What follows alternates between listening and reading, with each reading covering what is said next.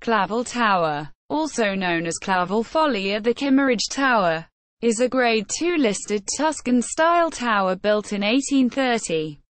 It lies on the Jurassic Coast, on the top of Hen Cliff just east of Kimmeridge Bay in the Isle of Purbeck in Dorset, England. It is now a landmark trust property and in 2006-08 was moved 25 meters back from the crumbling cliff edge. History. Clavell Tower was built in about 1830 by Reverend John Richards Clavell of Smedmore House as an observatory and folly. The Reverend John Richards had changed his name to John Richards Clavell, after inheriting the estate in 1817. The tower is about 35 feet, 11 meters, high and rises over what is known as Hen Cliff, which rises about 330 feet, 100 meters, above the sea. The main tower is constructed of mortared selected stone and the windows are formed from brick.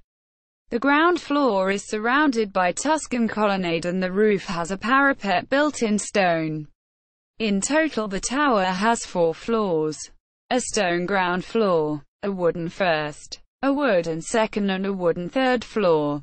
The tower is surmounted upon a shallow stone basement. Evidence suggests there were fireplaces within the ground floor, which indicated the tower was intended to be occupied throughout the year. However, access to the first and second floors would have been accessible solely via a ladder.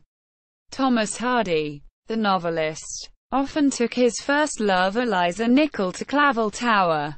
He used an illustration of it in his Wessex poems. The local Coast Guards used it as a lookout until the 1930s, when it was gutted by fire. The desolate condition of Clavell Tower was the inspiration behind Baroness P. D. James's prize-winning 1975 novel The Black Tower.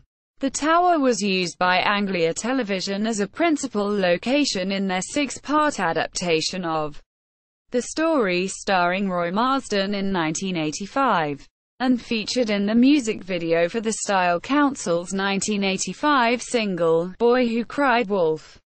Relocation. Clavell Tower is owned by the Landmark Trust. The turret above Kimmeridge Bay was threatened by shoreline erosion and was in imminent danger of toppling into the ocean below.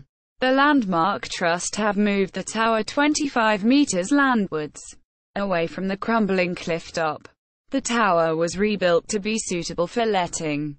Work started on the 5th of September 2006. The relocation project cost nearly £900,000. Each of the tower's 16,272 stones was removed, numbered and photographed by engineers and specialist builders, before being reassembled slightly inland. The interior was renovated so that it can be used as a holiday home.